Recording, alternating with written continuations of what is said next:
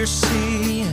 a divine conspiracy, that you, an angel lovely, but somehow